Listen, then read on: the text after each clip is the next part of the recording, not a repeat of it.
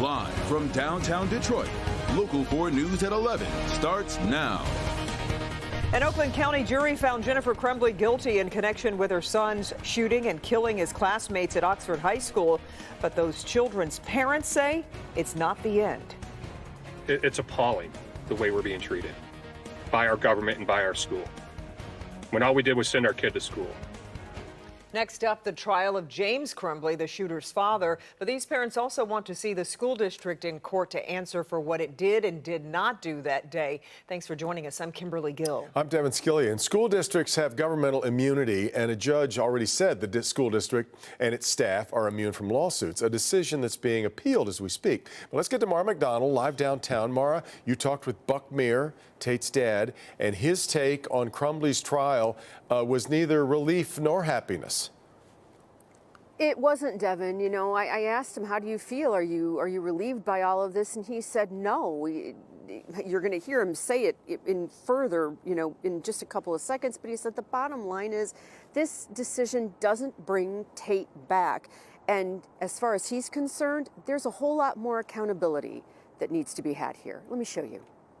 Tate Meir was a standout student at Oxford High, a football star, and an even better friend. For his parents, Buck and Sherry, they go to bed every night with that grief, and it's the first thing they think about in the morning. I'm not going to lie to you. We're not good. We haven't even really started healing. We're still so angry. In my victim impact statement, I mentioned how I need to find a way to get to forgiveness somehow, because I am just so angry. The verdict in the Jennifer Crumbley case doesn't offer much in the way of solace.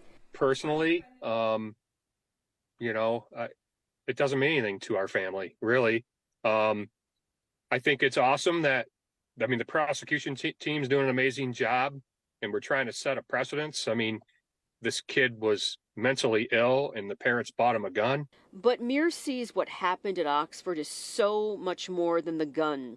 He views it as a systemic failure at the school level. Will any of those administrators or counselors involved that day ever sit in front of a jury? Well, it's up in the air right now. A judge has already ruled the district has governmental immunity. Meir and other parents are hoping Ben Johnson can exert legal pressure and change that and force a civil trial. We're not guaranteed a win if we simply go to trial. That's all my clients have been asking for since day one, is to hold everybody accountable. While that appeal process plays out, these families have the trial of James Crumbley coming up in March. I asked him if there's one thing from his wife's trial that really sticks with him. When they asked her if she would have changed anything, when Shannon asked her that, she said no. And that's crazy to me.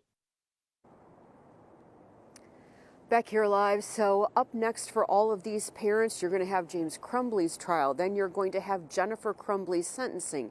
And only after that do they expect to hear anything out of the Court of Appeals. We're live downtown tonight. I'm Mara McDonald, Local 4. All right, Mara. New tonight at 11, President Biden defending himself against the tone of Special Counsel Robert Hur's report on his mishandling of classified documents. Hur included stinging assessments of the president's memory in the report, saying the president did not remember when his son Beau, for example, passed away. I know there's some attention paid to some language in the report about my recollection of events. There's even reference that I don't remember when my son died. How in the hell dare he raise that? Frankly, when I was asked the question, I thought to myself, it wasn't any of their damn business. Later in his remarks, the president told reporters his memory was fine, but then later mistakenly referred to Egyptian President Abdel Fattah el-Sisi as the president of Mexico. The president will not face charges, though, for keeping some classified documents at his Delaware home once he left office. That report will now be submitted to Congress. Meanwhile, tonight we're getting a better idea of what happened in those private meetings between President Biden's top aides and community leaders here in Dearborn. It comes amid months of protests against the president demanding a call for a complete ceasefire in the Israel-Hamas conflict in Gaza. Jacqueline Francis is live with what happened behind closed doors today. Jacqueline. The White House has said these meetings were private, not getting into what was discussed. But people on the other end of those talks tell us the advisors were sympathetic but non-committal. There's no question that it was emotional. There were tears, there was yelling. Abbas Alawiya is taking us inside his private meeting with President Biden's senior advisors. Quite frankly, you know, at some moments it felt like there was some sympathy, at others it didn't. But regardless, what we're looking for from President Biden is not sympathy. We're looking for action. We're looking for him to stop funding the killing. Alawiya met with the White House officials Thursday in Dearborn. Biden sending his aides to meet with leaders in the Arab and Muslim communities as the administration faces backlash for its handling of the Hamas-Israeli conflict. And I looked every one of them in their eyes and said, will you go back to President Biden and advise him to call for a ceasefire immediately and to stop funding genocide? None of them could make that commitment to me, but I hope that on their way to D.C. that they come to that realization that it's the right thing to do, to advise President Biden to stop the killing. It's a very human story. I mean, we all worry about our parents, we all worry about our siblings, we all worry about our kids. Also in the room was Dr. Yaman Sadeh, who we talked with last night. The neurosurgeon from Ann Arbor pleaded for the administration to help his family evacuate Gaza. Sadeh had a similar takeaway from the meeting, saying the advisors were sympathetic but did not commit to taking action. It's no secret this has to do with the upcoming presidential election, as large Muslim communities like here in Dearborn helped Biden win Wayne County back in 2020. Now, given everything that's happened since October, there are now active campaigns here not to support the president in his upcoming bid for re-election. Reporting live in Dearborn, Jacqueline Francis, Local 4. Okay, Jacqueline, thank you. Cleanup is underway at Bear Creek in Warren after an unknown substance spilled into the water. Officials say that spill was discovered yesterday. Tests have been done. Those results, though, are still pending, expected to come sometime tomorrow.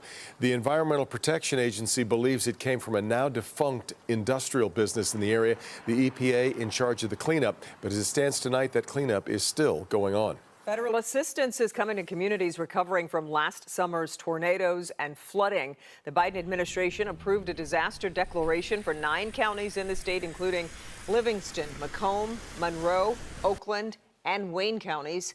The assistance includes money for temporary housing and home repairs. 7 tornadoes touched down last August, leaving 2 people dead.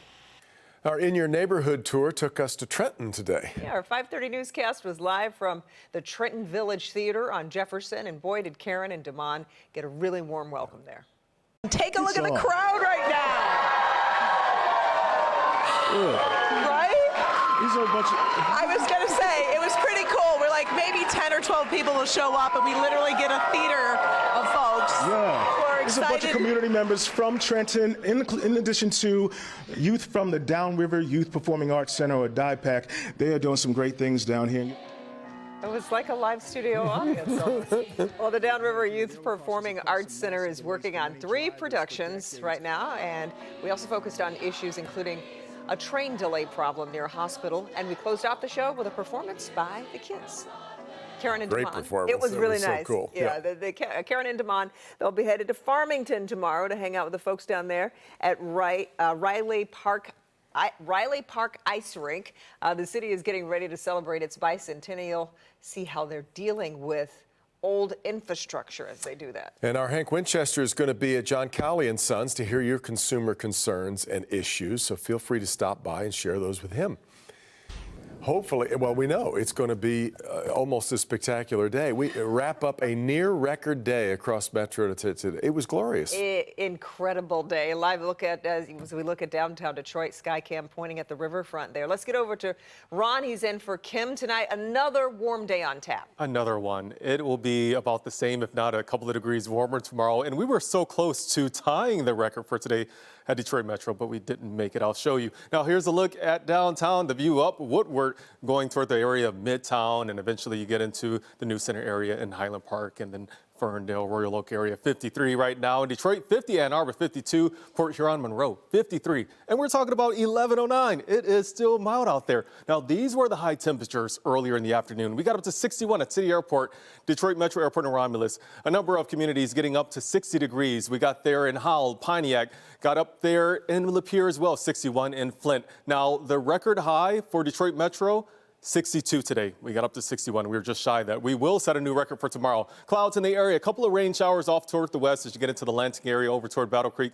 and Kalamazoo. Some of those showers making their way into our area. A lot of that will fizzle out or pass to our north over the thumb. We are, though, going to have another chance of rain in our forecast. And I'll tell you where we go with these temperatures because we're getting back closer to normal. That's coming up.